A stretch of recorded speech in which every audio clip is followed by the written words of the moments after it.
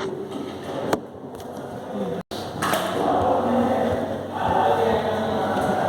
अब फटाफट देखिए बढ़ता है आपको देखिए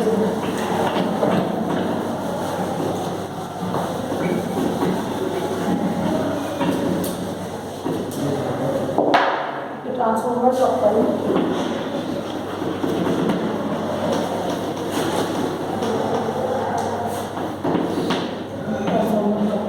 class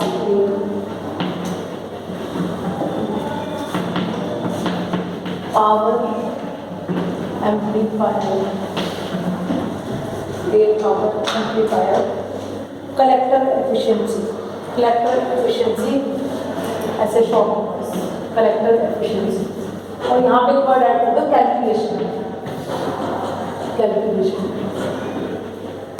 calculation of transformer coupled class A power amplifier collector efficiency ये ईटा है एल नहीं है ठीक है डायग्राम बना लीजिए जल्दी से कंफर्टेबल देखना पूरा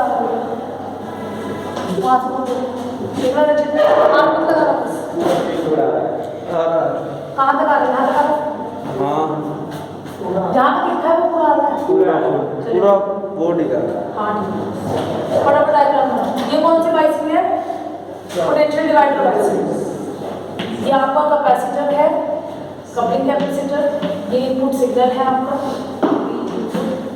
सी इनपुट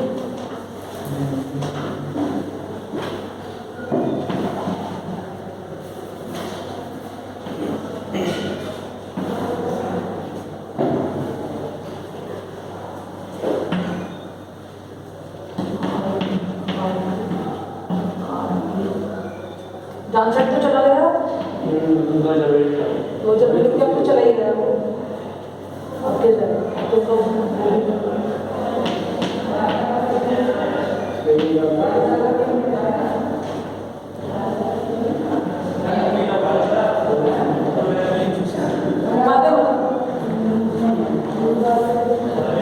ये बाईपास कैपेसिटी इसके बारे में सब कुछ बता चुके हो बाईपास कैपेसिटी की क्या है इसका एक यहाँ पे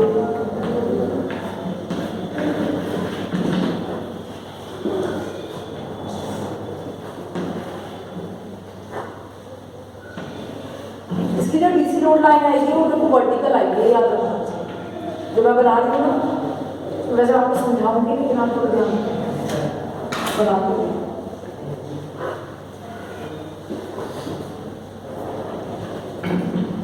और ये आपको कैरेक्टरिस्टिक्स बनाइएगा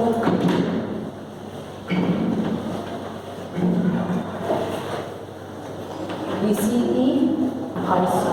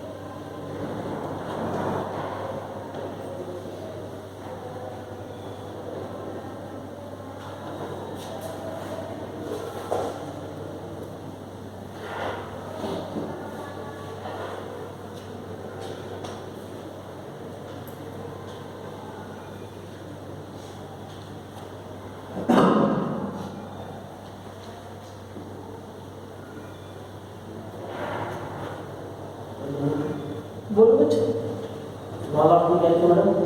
डीसी लोड, उसके बाद डीसी लोड लाइन, ये भी पूछना पड़ रहा है तुम्हें सेकेंडरी में कि लोड क्या क्या लिखा होगा, वो लाइन पर तो डीसी लोड लाइन होगा और क्या होगा। ये बहुत इजी है, इसके बाद में एक टॉपिक आपका और हो जाएगा, जल्दी से इसे कर लो। फिर लोकल लाइन समझ आ गया सबको? अभी सबने ड्रॉ कर लिया मतलब, ये बताओ।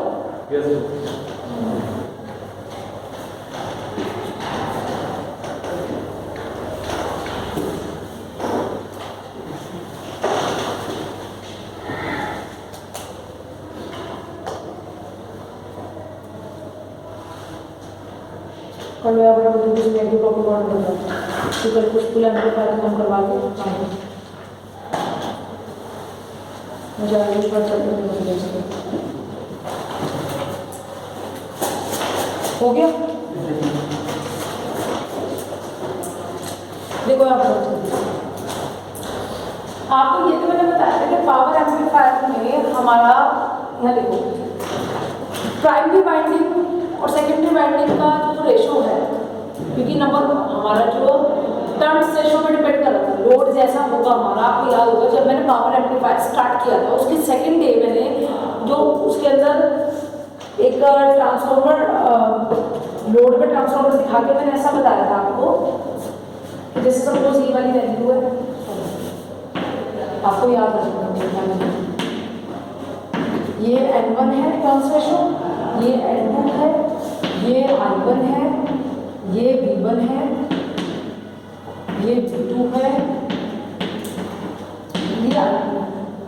यहाँ से मैंने बताया था RA डैश, इसको मैंने लोड को इधर से अंदर से देखोगे तो ये इनपुट है, ये आउटपुट है, तो ये आउटपुट को नाम दिया RA डैश, ये मैंने समझाया होगा।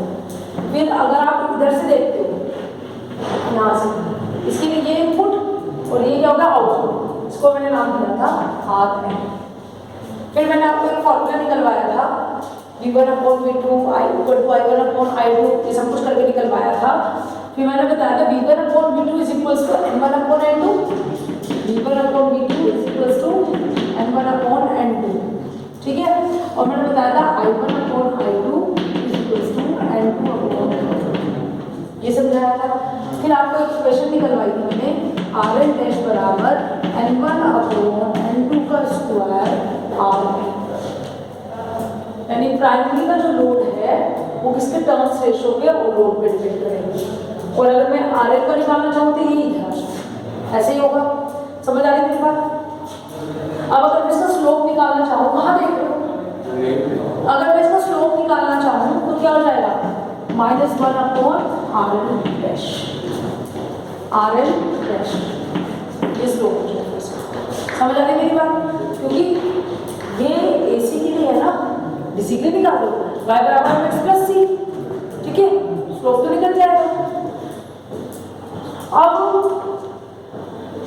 एक तरह से यही हो गया ना, y बराबर x प्लस c कोई कांस्टेंट मान लीजिए, तो y बराबर x बचा ना, स्लोप बराबर -1/RL डैश ही आएगा, -1/y आएगा, ठीक है। अब जो मैं बोल रही हूँ जरा आप उसको सुनिए ना, पहले मैं ग्राफ बना दूँ तो मुझे अपने इजी हो जाएगा, उसके बाद कुछ नहीं, जो लोग कल आए थे वो बहुत जल्दी समझ आए। ये आपका यहाँ से हटा के आपने R को हटा के यहाँ पे क्या लगाया, ट्रांसफॉर्मर, प्राइमरी वाइंडिंग लगी कलेक्टर साइड पे और सेकेंडरी वाइंडिंग लगी आपकी लोड पे, आउटपुट पे। समझ आ गई मेरी बात? ये पावर एम्पलीफायर ही है, ये आपका पावर एम्पलीफायर है। एक बार तो आपने डायरेक्टली कनेक्ट किया हुआ था R के साथ L को, यहाँ पे आपने क्या किया, आपने इसको कनेक्ट किया लोड को, लोड को कनेक्ट किया कलेक्टर के ट्रांसफॉर्मर की हेल्प से, तो इसलिए हम इसको नाम दिया ट्रांसफॉर्मर कपलर, ठीक है। सबसे पहले बात क्या आती है, यहाँ पे आप सिग्नल अप्लाई करोगे, ये सब कहानी होगी, वो सब हमें सब कुछ समझ आता है, ठीक है। इस प्राइमरी वाइंडिंग का जो रेजिस्टेंस होगा वो हम क्या मानेंगे, यहाँ जो जीरो सिग्नल कंडीशन पे सप्लाई यहाँ पे भी है DCC, ठीक है। तो जीरो सिग्नल कंडीशन पे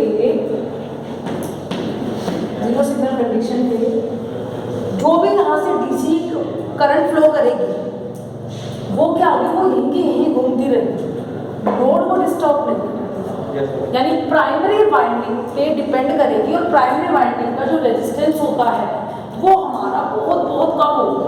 अगर ज़्यादा होगा, सुनो एक बार, अगर ज़्यादा होगा फिर आप पहले वाले से जो मैंने पहले बताया था और इससे खुद कंपेयर कर लेना कि कम होना चाहिए ज़्यादा होना चाहिए। मैंने जो भी बोला उसको छोड़ दो, आप कॉन्सेप्ट समझ लो। अगर ये ज़्यादा होगा, अगर कोई चीज़ ज़्यादा होगी, अगर ये चीज़ ज़्यादा होगी तो करंट रुक जाएगी। फिर जब सिग्नल अप्लाई करोगे वो AC और DC दोनों डिस्टर्ब होकर RL के ऊपर जाएंगे, ठीक है। तो DC क्या होगी, वो पावर का लॉस हो ही रहा है। अब अगर आपका प्राइमरी वाइंडिंग का जो रेजिस्टेंस आप लेके चल रहे हो, मतलब जो वाइंडिंग आप ले रहे हो, उसको आप कॉइल बना रहे हो, उसका रेजिस्टेंस आप बहुत कम मान रहे हो, बहुत कम मान रहे हो, तो जो करंट है वो क्या करेगा, वहीं के वहीं पूरे सर्किट में पास होने देगा। तो उससे आपको क्या होगा, जब आप पूरी कहानी करोगे पूरे सर्किट को, पूरा बाद में डिस्टर्ब नहीं होगा। तो यानी हम ये क्या कह रहे हैं, क्योंकि प्राइमरी वाइंडिंग का जो रेजिस्टेंस होता है वो क्या होता है, नगण्य होता है। तो वहाँ पे जो आपकी करंट होती है वो क्या, रेजिस्टेंस कम हुआ तो वहाँ करके कि हमारा जो DC लॉस है वो वहीं के वहीं क्या हो जाता है, कम। समझ आएगी ना, रेजिस्टेंस कम है तो यानी पहले वाले में क्या होना चाहिए था, रेजिस्टेंस ज़्यादा होना चाहिए। समझ आ गई मेरी बात, क्लियर है मेरी बात। तो ये तो नहीं जीरो सिग्नल कंडीशन की बात, उसके बाद एक बात समझते हैं। क्योंकि यहाँ पे जीरो सिग्नल कंडीशन पे आपका DC लॉस क्या है, जीरो है, मतलब बिल्कुल जीरो तो नहीं हो सकता, लेकिन हम एक आइडियल कंडीशन लेके चलते हैं। DC लॉस अगर आपका जीरो है तो ये जो DC लॉस लाइन पहले ऐसे और ऐसे आती थी, आपने अब तक ऐसे ही बनाई होगी अब तक। अब ये ट्रांसफार्मर कंप्लीट करना क्योंकि लॉस जीरो है, तो पहले वो कितने, अब ये क्या करेगा, इसके बिल्कुल मिड से स्टार्ट हो वर्टिकल लाइन है लॉस आपका जो है, क्योंकि यानी आपकी जो सप्लाई है ये पहले वो VCC से कम पे स्टार्ट हो रहा था, अब ये बिल्कुल VCC से स्टार्ट होगा जितनी सप्लाई होगी, ठीक है। तो ये जो इसकी जो DC लोड लाइन रहेगी वो हमेशा क्या है, एक स्ट्रेट लाइन रहेगी, वर्टिकल लाइन, क्योंकि यहाँ पे लॉसेस नहीं हो रहे हैं जीरो सिग्नल कंडीशन। यानी जीरो सिग्नल कंडीशन पे अगर आपके लॉसेस हो रहे हैं तो DC लोड लाइन वर्टिकल ना होके या तो VCC से कम होगी या VCC से ज़्यादा होगी। समझ आ गई कितनी बात। तो ये तो आपकी DC लोड लाइन होगी, ये तो हमेशा AC लोड लाइन होगी। समझ आ गई मेरी बात। ट्रांसफार्मर कपलिंग में आपकी जो वोल्टेज होती है और जो करंट होती है वो RC कपलिंग की कंपैरेटिव क्या होती है, डबल होती है, क्योंकि वहाँ पे दो वाइंडिंग्स हैं। समझ आ गई मेरी बात। अब हम इसको समझते हैं, जैसे यहाँ पे ये हमारी प्रैक्टिकल वैल्यूज है वो वोल्टेज, मैंने कुछ नहीं किया इसमें, ठीक है। तो यहाँ पे जो वोल्टेज है, जैसे वहाँ पे VCC थी, यहाँ पे कितनी आ गई 2 VCC, कितनी आ गई 2 VCC, यहाँ पे IC थी तो यहाँ कितनी आ गई 2 IC, ठीक है। तो यहाँ पे जब IC थी तो यहाँ पे क्या थी, IC/2, जिसको आपने लिखा था VCE/2RC, ठीक है। और यहाँ पे VCC था तो आपने क्या लिखा था VCC/2, ठीक है। तो अब ये 2 ICC है, 2 पॉइंट कितना रहेगा, मिड में आएगा, क्योंकि हमें क्या चाहिए, क्लास ए पावर एम्पलीफायर। क्लास ए पावर एम्पलीफायर फुल स्विंग करता है 360 के लिए, उसके लिए Q पॉइंट को, ऑपरेटिंग पॉइंट को बिल्कुल बीच में होना चाहिए। तो जब Q पॉइंट बिल्कुल मिड में रहेगा तभी आपको फुल स्विंग आउटपुट पे क्या आएगा, ये चाहिए।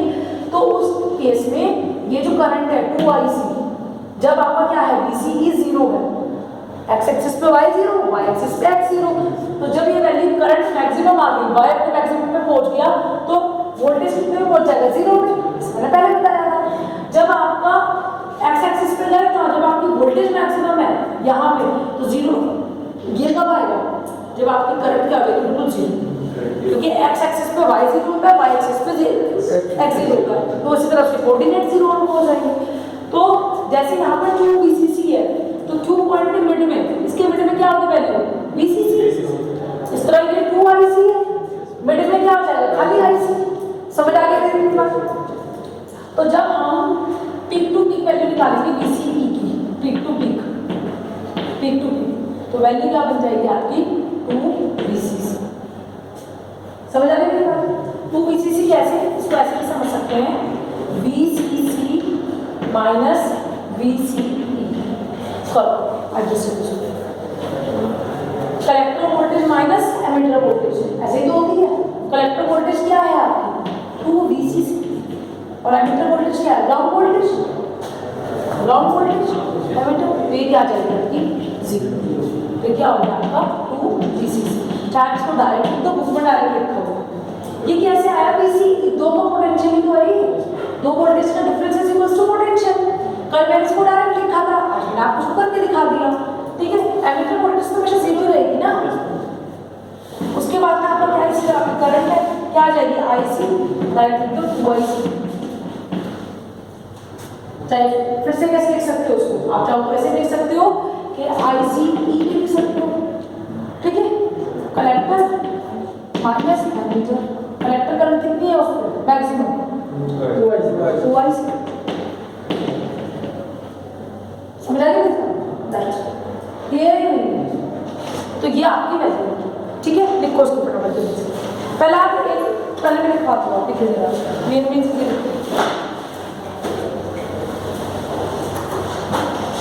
देखिए ट्रांसफार्मर कपलिंग से इम्पीडेंस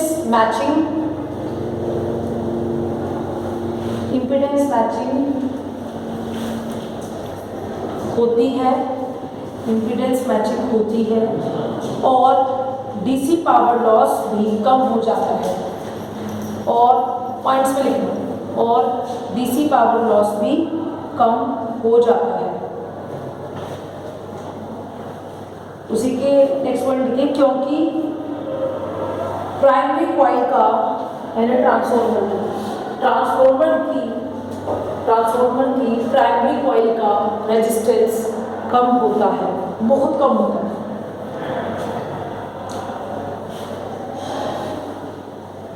नेक्स्ट पॉइंट लिखिए,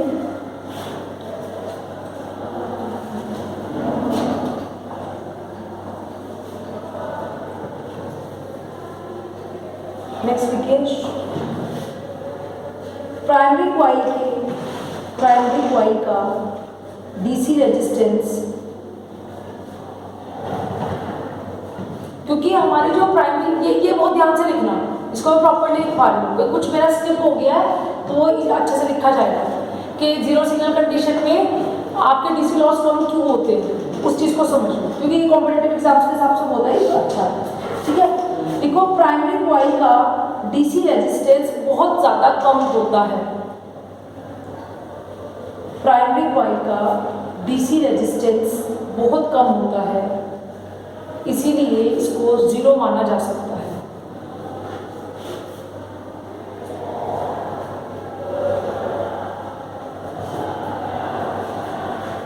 अब एक लाइन छोड़ूंगी, क्योंकि अब ये पता है कि हमारा जो ट्रांसफार्मर है, अब आप सुनिएगा प्राइमरी कॉइल का डीसी, मैंने एसी रेजिस्टेंस नहीं बोला, मैंने डीसी रेजिस्टेंस बोला, मैंने थोड़ा सा उसके अंदर घुमा दिया, लेकिन प्रॉपर वर्ड यही वाला है, जरा सुनिए। पहली बात जो मैंने आपको लाइन दिखवाई ना, वो हर जगह ट्रू हो, क्यों? क्योंकि हमारा जो ट्रांसफार्मर है वो एसी पे काम नहीं कर सकता और डीसी पे काम नहीं कर सकता। ट्रांसफार्मर, जब आपको ट्रांसफार्मर समझाऊंगी तो आपको बताऊंगी, जब हम आर्मेचर को घुमाएंगे, जब तक उसका फ्लक्स आपका जनरेट नहीं होगा तो तब तक आपके क्या नहीं होगा, आपकी करंट फ्लो नहीं करेगी, प्राइमरी सेकेंडरी में कुछ नहीं जाएगा, और डीसी में कुछ भी चेंजेस होते नहीं है, ठीक है। तो हमारा जो ट्रांसफार्मर है वो डीसी में तो काम कर ही नहीं सकता, तो ट्रांसफार्मर का की, और ये जो आपकी वीसीसी कनेक्टेड है, वो ट्रांसफार्मर की प्राइमरी वाइंडिंग से तो कनेक्टेड है। सिग्नल किस पे जाएगा, प्राइमरी वाइंडिंग पे। डीसी सिग्नल किस पे जाएगा, एसी में तो दोनों जा रहा है, डीसी किस पे जा रहा है, जीरो सिग्नल कंडीशन में। किस पे कनेक्टेड है, वीसीसी किससे कनेक्टेड है, प्राइमरी वाइंडिंग से। तो प्राइमरी वाइंडिंग का रेजिस्टेंस, डीसी रेजिस्टेंस बहुत कम होता है, मैंने एसी रेजिस्टेंस नहीं बोला, आई सेड प्राइमरी कॉइल का डीसी रेजिस्टेंस बहुत कम होता है, ना के बराबर होता है। क्योंकि हमारा क्यों होता है, क्योंकि हमारा ट्रांसफार्मर एसी डीसी पे काम ही नहीं करता, एसी पे काम करता है। जब वो काम ही नहीं करता तो उसको 0 के बराबर मान लो, आगे मेरे पास। तो जब उसमें काम नहीं करता, अब अगर कोई क्लास में कंप्यूटर साइंस का बच्चा बैठा है, मैं कितना भी अच्छा पढ़ा रही हूँ, उसके लिए तो वो 0 है, क्योंकि उसका काम का ही नहीं है। समझ आ रही है मेरी बात? वो काम तो किसका है, आपके काम, अच्छा और बेकार आपके लिए अच्छा है, उसके लिए कुछ अच्छा नहीं। समझ आ गई मेरी बात? लिखिए जरा इसी के अंदर नेक्स्ट। इसीलिए डीसी लोड लाइन एक वर्टिकल लाइन, इसीलिए डीसी लोड लाइन एक वर्टिकल लाइन होती है, एक वर्टिकल लाइन होती है जो डायग्राम में दिखाई दे रही है।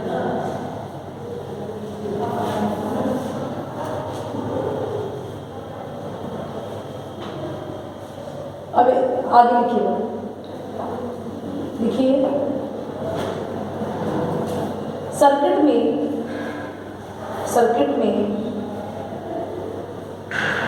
सर्किट में इफेक्टिव रेजिस्टेंस, सर्किट में ये पूरा सर्किट देखो, यहाँ पर पूरा लोड कनेक्ट हो गया आपका, यहाँ तो आपका पूरा एक बार देख लो बच्चों इस लास्ट, यहाँ पर आपका लोड कनेक्ट हो गया सेकेंडरी से, तो टोटल रेजिस्टेंस किसका डिपेंड कर रहा है, इस प्राइमरी वाइंडिंग का रेजिस्टेंस किसका डिपेंड कर रहा है, प्राइमरी वाइंडिंग, क्योंकि लोड तो यहाँ कनेक्ट हुआ है ना, तो सर्किट का जो इफेक्टिव रेजिस्टेंस है वो किस पे डिपेंड कर रहा है, प्राइमरी वाइंडिंग पे।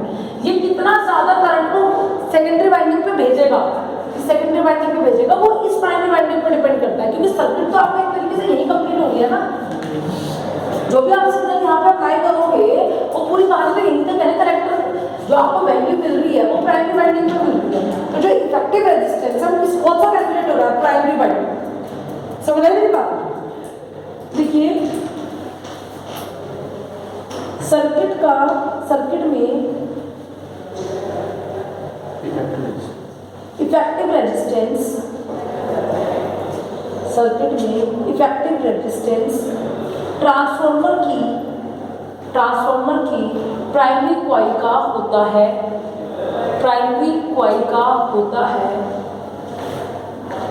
क्यों होता है, क्योंकि प्राइमरी कॉइल ही किस पे कनेक्टेड है, कलेक्टर पे कनेक्टेड है, लिख लो अपने हिसाब से, प्राइमरी कॉइल का होता है, रुक जाओ भाई, कॉइल का होता है, प्राइमरी कॉइल का होता है, और इसीलिए हम क्या कर देते हैं, देखिए इसके आगे, इसीलिए लास्ट टाइम, इसीलिए जीरो सिग्नल कंडीशन में, इसीलिए जीरो सिग्नल कंडीशन में जीरो सिग्नल कंडीशन मतलब जब एसी अप्लाई नहीं है, जीरो सिग्नल का क्या मतलब है, एसी अप्लाई नहीं है, तो उस केस में क्या होगा, जो भी वोल्टेज और करंट होंगे वो किसकी वजह से होंगे, डीसी की वजह से होंगे। जीरो सिग्नल कंडीशन में सर्किट में केवल डीसी करंट फ्लो करेगा, ठीक है बच्चों, डीसी करंट फ्लो करेगी,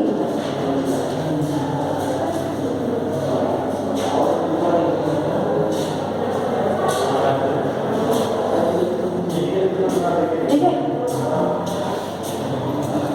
फिर वही इसमें डीसी पावर लॉस कम हो जाएगा, क्योंकि प्राइमरी वाइंडिंग इसकी वजह से होगी, इसका क्या है, रेजिस्टेंस कम है, जो कहाँ नहीं रहेगी वो डीसी की वजह से रहेगी, एसी पे कुछ नहीं है इसका खत्म, क्योंकि ट्रांसफॉर्मर में ये रेजिस्टेंस का काम तो करेगी, लेकिन सेकेंडरी वाइंडिंग पे वो पास नहीं कर पाएगी, जब वो उसको पास नहीं कर पाएगी तो आरएल पे फर्क नहीं। समझ आ गई मेरी बात? ये सारी कहानी जो मैंने अभी आपको लिखवाई ना, वो बुक में आज इट इज लिखी है, लेकिन वो मैंने आपको घुमा के लिखवाई है, ऊपर का नीचे किया है कि जो पॉइंट आपको पहले समझाना है, और वो मैंने आपको समझा के इसलिए लिखवाया क्योंकि वो इंपॉर्टेंट पॉइंट है। समझ आ गया? कॉम्पिटिटिव एग्जाम्स में छोटे छोटे पार्ट्स निकल के आते हैं, कभी भी आपको पॉलिटेक्निक के लिए, अभी भी बोल रही हूँ मैं आपको, कभी आपको लगेगा कि आपको तैयारी करनी है तो तुम मुझे फोन कर लेना, मैं आपको बताती हूँ कौन कौन सा कंटेंट कहाँ से उठाना है, उसके लिए अपने पैसे जाके 10-20 हज़ार पे 2-4 साल खराब कर दो, क्योंकि वो भी आपको यही पढ़ाएंगे, जैसे मैं आपको पढ़ा रही हूँ बेसिक ही है, ये बिल्कुल बेसिक है, अभी आपको लग रहा है मैं पास होना है, अब अगर मैं आपको ये समझाया तो आपको समझ आ जाएगा, अगर मैं उठा के सिर्फ डायग्राम ड्रॉ कर देंगे ओबीसी से आईसी क्यों हो गया मैडम की वजह डबल हो गई, तो वो बस क्लास में पढ़ाना सिर्फ उतना है, बच्चे को आगे के लिए तैयार करना, उसको टेक्निकली साउंड करना, सो दैट यू विल मतलब keep remember in your memories to me, तो उसके लिए है कि मैं आपको बेसिक अच्छे से समझ आ गया, जब आप दोबारा बैठ के जब पढ़ोगे ना, बीटेक में भी पढ़ोगे ना, मैं आपको लिखिए दे रही हूँ, बीटेक वाले को इतनी नॉलेज नहीं होगी जितनी आपको, बीटेक के बच्चे कुछ नहीं पढ़ते, वो 1-2 साल तो अपने और में रहते हैं कि हम तो बीटेक में हैं, हम तो कॉलेज लाइफ चाहिए, ठीक है, तुम्हारे से तुम्हें ज़्यादा नॉलेज होती है उनसे, जो बच्चे यहाँ पढ़ जाते हैं ना, आई स्वेयर ऑन मी, मैंने बहुत सारे बच्चे देखे, तुम लोगों को ज़्यादा नॉलेज होती है, तुम ज़्यादा टेक्निकल पढ़ोगे, ये सिलेबस ज़्यादा अच्छा है ज़्यादा देन द बीटेक, जो बच्चा पॉलिटेक्निक कर लेगा फिर बीटेक करेगा, बहुत माइंड ब्लोइंग, उसका IQ बहुत अच्छा होता है, टेक्निकली वो बहुत साउंड होता है, और मैं तो बहुत अच्छा समझती हूँ कि मैं वहाँ से कुछ समय के लिए यहाँ, ठीक है बच्चों, इसको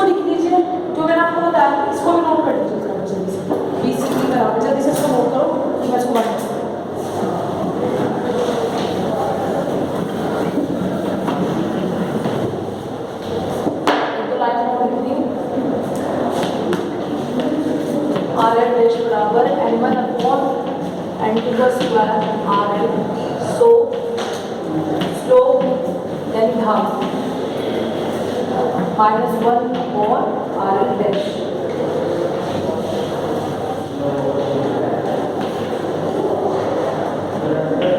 ठीक है, ये मैंने आपको बता दिया। BCE बराबर BCC का होगा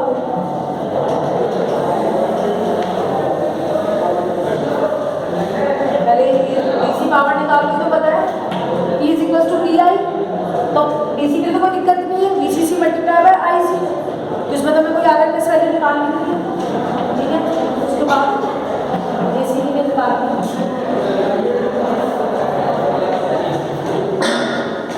DC into P multiply by IC peak to peak divide by 8, जो हमें कल भी निकाला था, तो हमें पता है पहले से, इसमें तो कोई टेंशन वाली बात नहीं है, जो हम कल भी निकाल चुके। फॉर्मूला रख दो, वो वैल्यूज रख दो जो भी हमें पता है यहाँ से। पावर ऑफ AC, BC की वैल्यू क्या है 2VCC। ठीक है बच्चे, 2VCC multiply by 2IC current भी। ठीक है, और डिवाइड बाय 8, तो कितना बच जाएगा? पावर ऑफ AC 2 4 जा 8, 2 2 जा 4। ठीक है, कितना आ जाएगा ये? Half BCC IC। समझ आ रही मेरी बात? क्लियर है? इसमें बस वो वाली वैल्यू समझो, एफिशिएंसी वाला फॉर्मूला रख दो बच्चों से, करेक्टर एफिशिएंसी वाला। और यहाँ पर एफिशिएंसी बराबर करेक्टर एफिशिएंसी बराबर AC output power divide by DC input power. ठीक है, फटाफट इसकी वैल्यू रख दीजिए। क्या ये half BCC IC divide by BCC IC, ये कट जाएगा पूरा पूरा। ठीक है, हाफ परसेंटेज में चाहिए आपको, 100 से मल्टीप्लाई करोगे कितना आ जाएगा 50, यानी करेक्टर एफिशिएंसी कितनी है 50%, यानी 125 से 50%। मैंने यही दिखाया था कि क्लास है पावर एम्पलीफायर की जो एफिशिएंसी रहती है वो 25 से 50% के बीच में रहती है। 25% RC कपलिंग के टर्म्स में और ट्रांसफार्मर कपलिंग के केस में 50%। ठीक है, डन। ये आपको खत्म हो, पावर लॉस इसमें कम हो जाते हैं।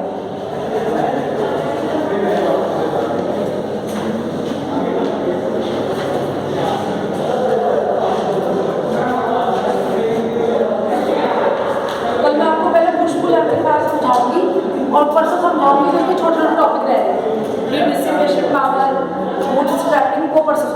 तो अगर पुश पुल एम्पलीफायर में खत्म कर दूंगी परसों। अभी 23 है ना, 24 तक आपका इसलिए 2 चैप्टर इसके नहीं बचेगा।